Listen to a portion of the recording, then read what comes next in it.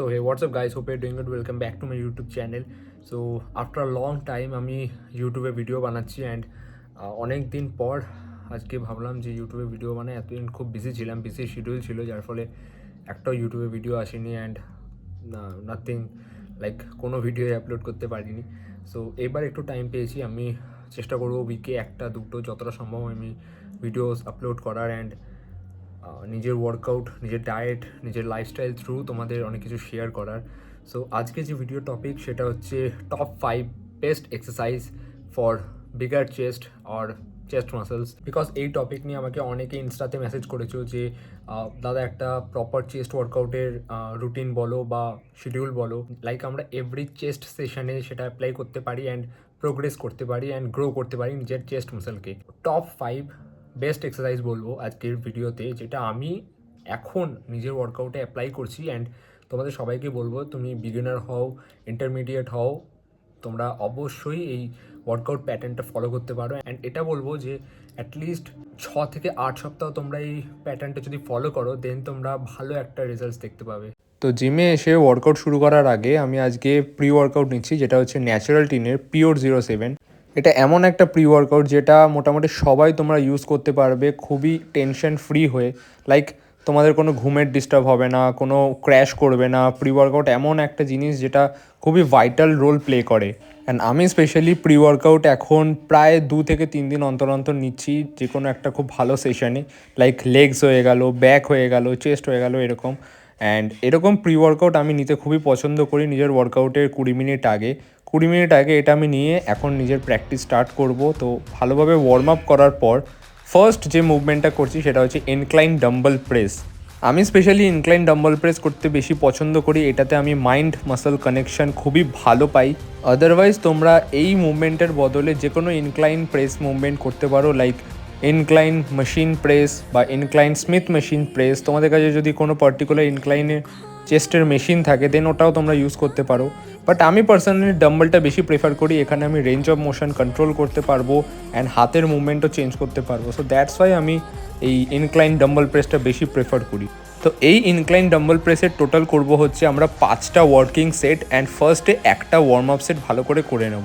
তো এই 5টা সেটের মধ্যে যে লাস্ট দুটো সেট হয় 4 নম্বর আর 5 নম্বর সেট, তো ওই দুটো সেটে আমি ম্যাক্সিমাম ওয়েট ক্যারি করি অ্যান্ড সেখানে যে কটা রেপিটেশন আমি ভালোভাবে করার কথা সেটাতে আমি করে দেন মিনিমাম একটা ওয়েট নিয়ে, তার চেয়ে কম একটা ওয়েট নিয়ে আমি বাকি টিল ফেলিয়ার অবধি রেপিটেশন কমপ্লিট করি।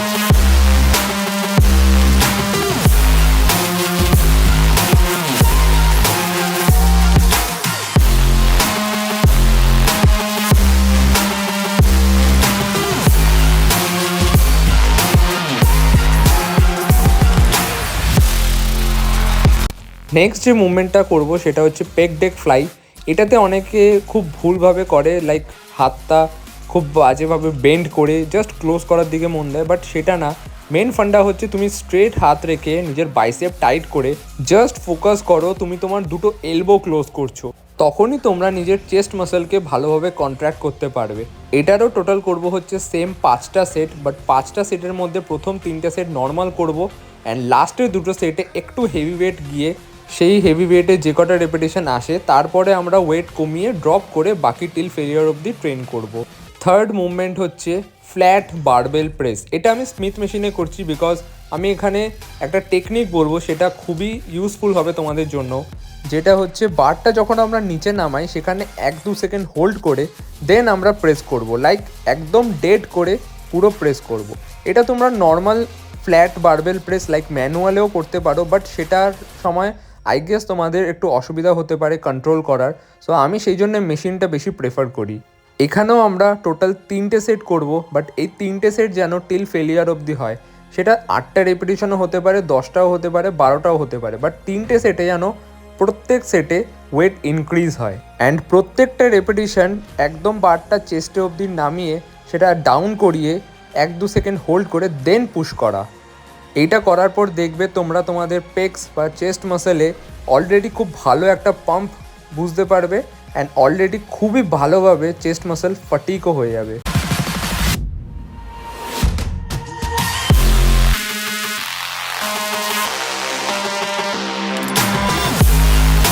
Number 4 is cross cable, high to low. দেখো এই ক্রস কেবিলের একটা ফান্ডা সবাই বোঝে না, যে ক্রস কেবিল করার সময় নিজের চেস্ট যদি আমরা আপ না রাখি বা আমরা যদি ভালোভাবে কন্ট্রাকশন না বুঝে জাস্ট দুটো হাতকে ক্লোজ করি, তাহলে এই এক্সারসাইজের কোনো মানে হয় না। তাই যতটা সম্ভব তোমরা একটা মডারেট ওয়েট নেবে অ্যান্ড এখানে মিনিমাম 15 থেকে 20টা রেপিটেশন পারফর্ম করার চেষ্টা করবে, বিকজ এখানে হেভি ওয়েট নিয়ে 5 থেকে 6টা বা 7টা বা 8টা রেপিটেশন করার কোনো মানে হয় না। যতটা স্লো মুভমেন্টে তোমরা ভালোভাবে কন্ট্রাকশন নেবে, তত ভালোভাবে এই এক্সারসাইজটার বেনিফিট তোমরা পাবে। ক্রস কেবলও করবো হচ্ছে টোটাল আমরা 4 সেট, বাট 4 সেটই টিল ফেলিয়ার অবধি ট্রেন করব। বাট এই 4 সেটের সাথেই আমি কম্বাইন্ড বা সুপার সেট করছি হচ্ছে ম্যানুয়াল বার ডিপস, যেটা সেম 4টে সেট করবো অ্যান্ড টিল ফেলিয়ার।